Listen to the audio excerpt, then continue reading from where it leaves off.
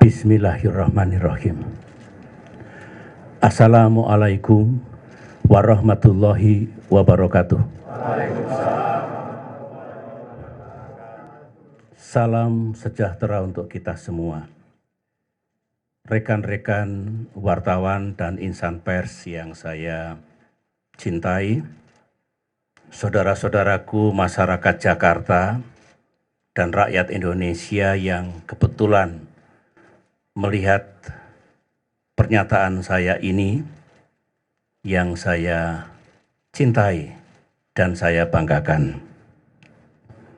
Pertama-tama saya mengucapkan terima kasih kepada insan pers dan media massa yang mau dan berani untuk meliput penjelasan saya ini. Terus terang, bulan-bulan terakhir ini banyak yang tidak berani bertemu saya. Menerima telepon saya pun menghindar. Katanya, takut kalau disadap atau ikut-ikutan susah. Sebenarnya rekan-rekan wartawan, malam hari ini kami tengah melaksanakan acara zikir dan doa.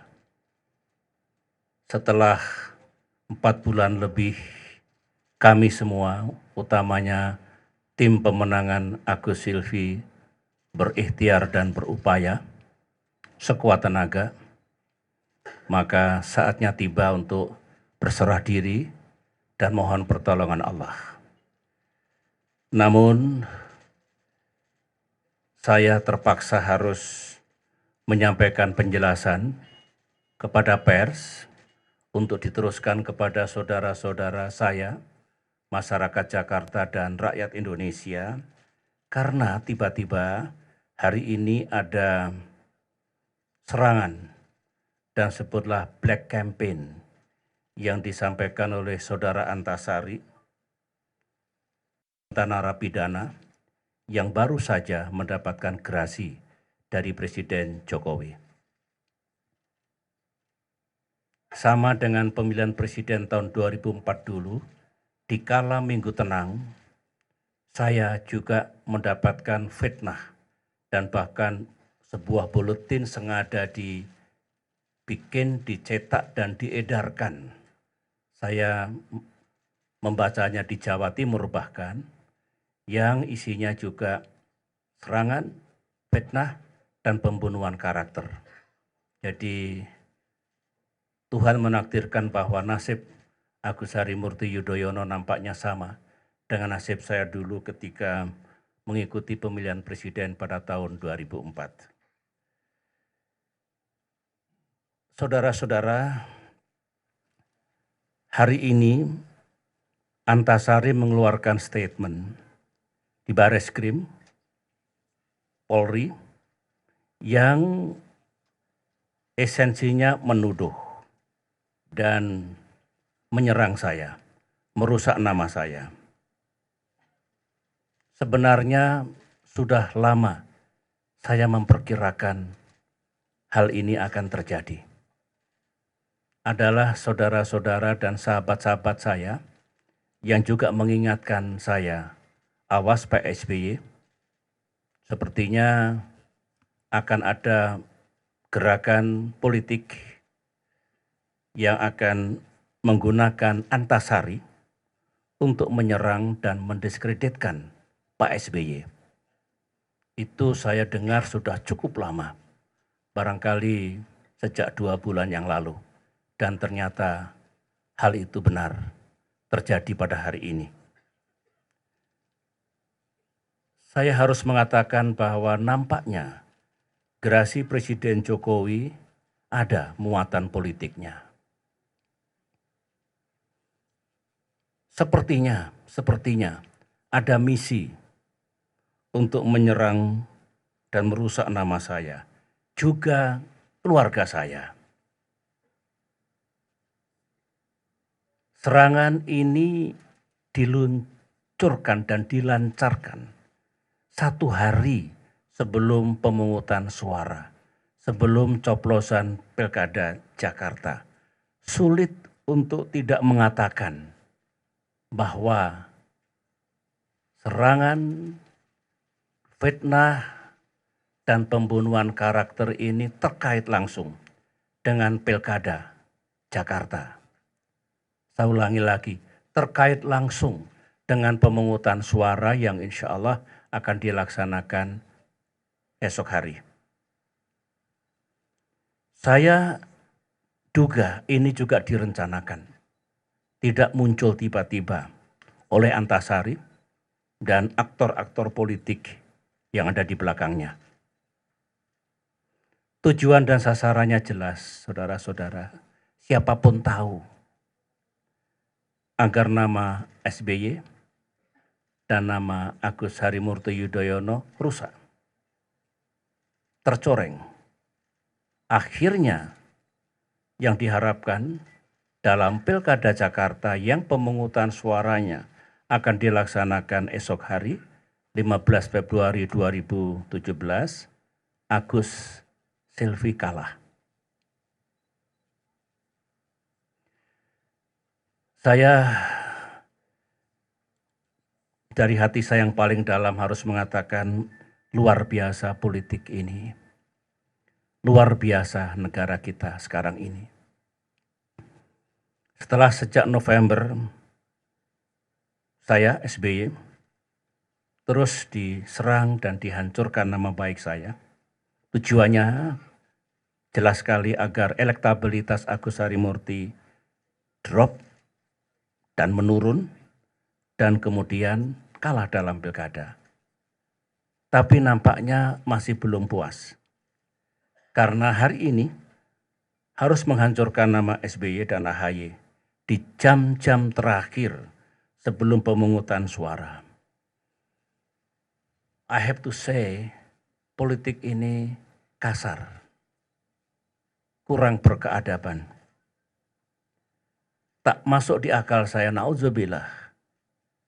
Sepertinya kekuasaan bisa berbuat apa saja, menindas yang lemah dan tidak berdaya. Malam ini saya jawab dan saya klarifikasi tuduhan sadis Antasari bersamaan dengan jalan hukum yang sudah saya tempuh hari ini juga. Sementara fitnah Antasari kepada keluarga saya yang lain akan juga dituntut secara hukum pada saatnya yang tepat nanti.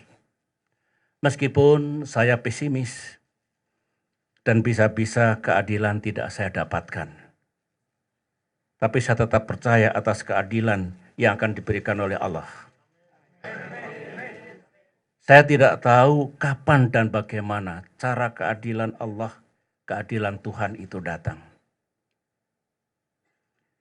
Sekarang ini sepertinya selalu membenarkan yang kuat dan bukan memperkuat kebenaran. Saya tidak tahu apakah saudara-saudara pers dan media juga berani memperkuat kebenaran atau juga selalu membenarkan yang kuat. Saudara-saudara, Antasari menuduh saya sebagai inisiator dari kasus hukumnya, seolah-olah dia tidak bersalah dan hanya menjadi korban. Dengan izin Allah, dengan tegas saya sampaikan tuduhan itu sangat tidak benar. Tuduhan itu tanpa dasar, tuduhan itu liar. Tidak ada niat, tidak ada pikiran, dan tidak ada pula tindakan saya untuk melakukan tindakan yang seolah-olah mengorbankan Antasari. Kejahatan yang melibatkan Antasari tersebut tak ada hubungannya dengan posisi dan jabatan saya dan juga dengan posisi dan jabatan Antasari waktu itu. Untuk diingat saudara-saudara, saudaraku rakyat Indonesia, saya tidak pernah menggunakan kekuasaan saya sebagai presiden dulu untuk mencampuri penegak hukum untuk kepentingan politik saya. Saya tidak pernah mengintervensi kepolisian, kejaksaan, dan majelis hakim. Sama sekali tidak dalam urusan dan kasus hukum Antasari ini.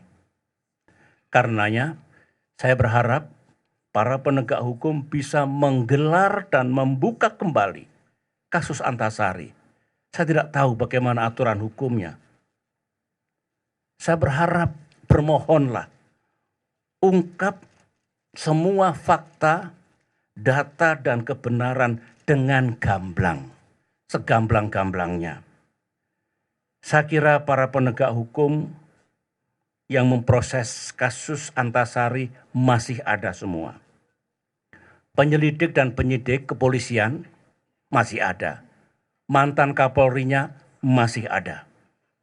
Penuntut jajaran kejaksaan masih ada. Mantan jaksa agungnya masih ada. Pemutus tuntutan majelis hakim saya kira juga masih ada. Tolong bapak-bapak, para pendekar kebenaran dan keadilan, ceritakan kebenaran apa adanya. Jangan takut. Semoga Bapak Ibu, para penegak hukum waktu itu tidak tergoda dengan iming-iming jabatan maupun uang, sehingga melacurkan kebenaran. Biar rakyat Indonesia semuanya tahu apa yang terjadi. Apa yang terjadi atas almarhum Nasruddin dulu. Menurut para penegak hukum, kasus Antasari terang benderang. Bahkan kata mereka, kata para penegak hukum, ada prolog yang lebih menguatkan kebenaran atas putusan majelis hakim dulu. Tetapi karena saya yang tidak terkait sama sekali, apalagi terlibat, dituduh secara sadis. Maka sekali lagi, ungkap, buka, dan beberkan keseluruhan kasus pembunuhan almarhum Nasruddin yang melibatkan Antasari. Saudara-saudara, saya harus mengatakan, karena hampir tidak ada yang berani mengatakan wajah demokrasi, kebebasan dan keadilan di negeri ini mengalami ancaman yang serius. Saya merasakan sejak Agus Harimurti Yudhoyono maju sebagai gubernur Jakarta, bukan main tekanan, fitnah, dan pembunuhan karakter terhadap saya dan keluarga. Saya bertanya dalam hati, apakah memang tidak boleh Agus Harimurti Yudhoyono menggunakan hak konstitusionalnya untuk ikut dalam Pilkada Jakarta? Apakah memang seseorang harus dimenangkan dengan segala cara, mutlak dan harga mati, sehingga saingan kuatnya harus dihancurkan dengan cara-cara yang tidak kesatria dan tidak demokratis? Saya punya keyakinan, saudara-saudara, apa yang dilakukan Antasari ini tidak mungkin tanpa blessing dan restu dari kekuasaan.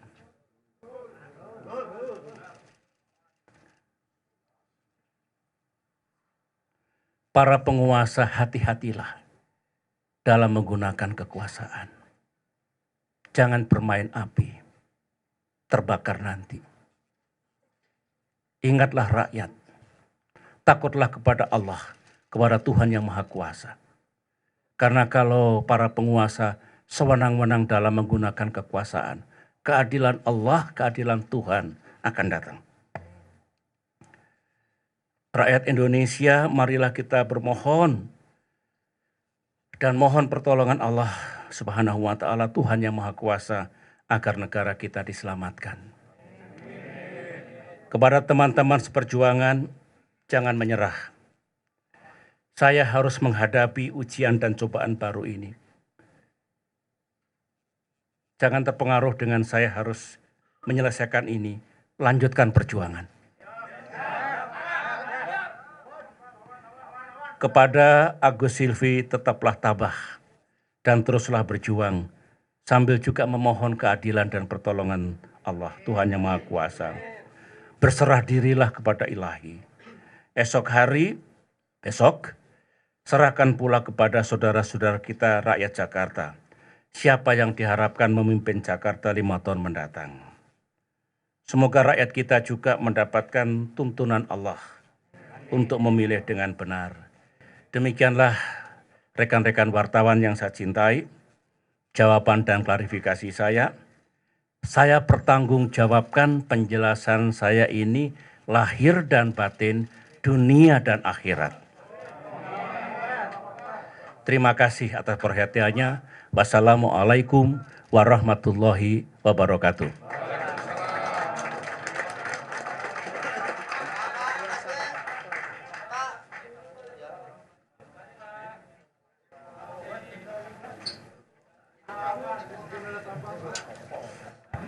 Baik teman-teman, sudah selesai. Seperti saya sampaikan tadi, tidak ada tanya jawab, mohon maaf. Semua sudah lengkap.